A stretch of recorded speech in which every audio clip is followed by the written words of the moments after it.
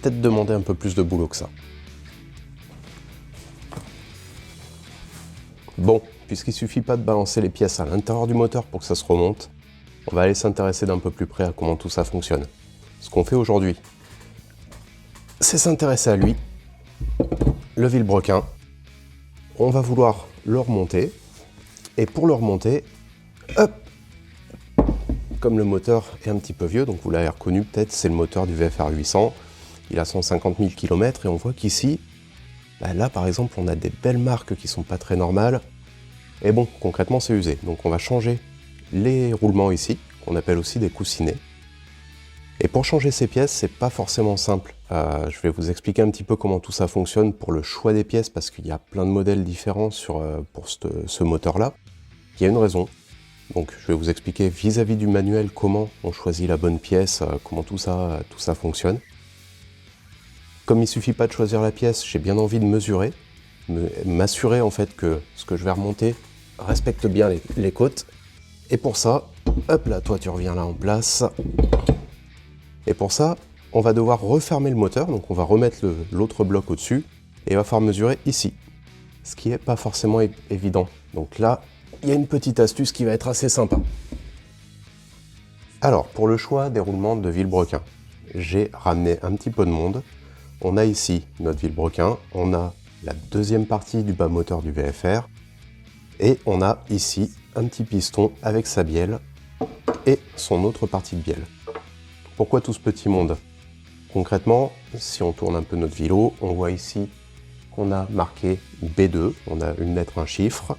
C'est pas le cas partout, ici on a juste B et là on a B2. Très bien. Si je regarde sur le piston et la bielle, si je retrouve le bon sens, voilà, et que j'arrive à les emboîter ensemble, ici, ça va être un peu difficile à voir. Voilà. Ici, vous avez marqué B1. Donc pareil, on a un autre code ici. Et si j'enlève ça et qu'on regarde sur le bloc moteur,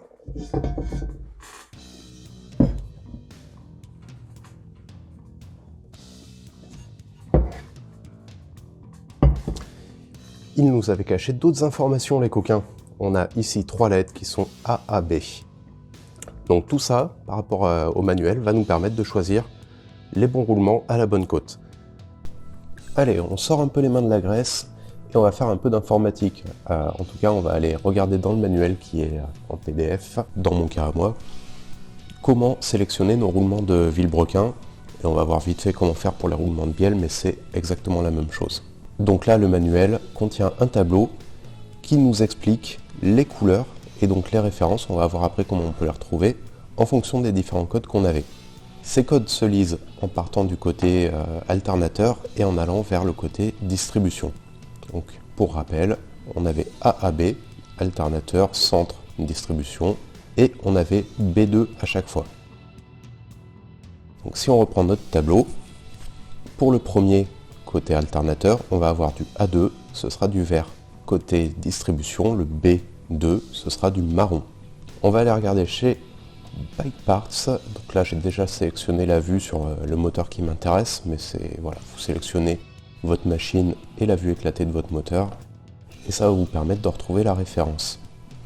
Donc là, imaginons, on veut sélectionner la référence du côté alternateur de ce roulement là, donc le roulement 11, on a dit que c'était du vert, et on va descendre sur le 11. Donc 11, vert, c'est le 13316 MCW 000.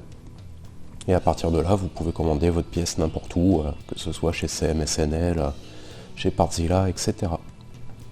Concrètement, pour les coussinets de bielle, c'est exactement la même chose, sauf que côté vilebrequin, vous allez prendre la lettre, et côté bielle, vous allez prendre le chiffre. Et c'est tout. Vous sélectionnez de la même façon, en fonction de la position dans le moteur. Vous avez des codes différents. Le 9 pour le côté avant, non arrière, voilà, fallait bien que je me plante. Et le 8 pour le côté avant. Voilà, c'est tout pour cette explication. On se retrouve dans le prochain épisode pour remonter justement ces coussinets de bielle à leur place et ces coussinets de vilebrequin aussi. J'espère que cette vidéo vous aura été utile, qu'elle vous aura potentiellement appris des choses. N'hésitez pas à partager, à laisser un like ou un commentaire si vous en avez envie. Et à bientôt pour le prochain épisode.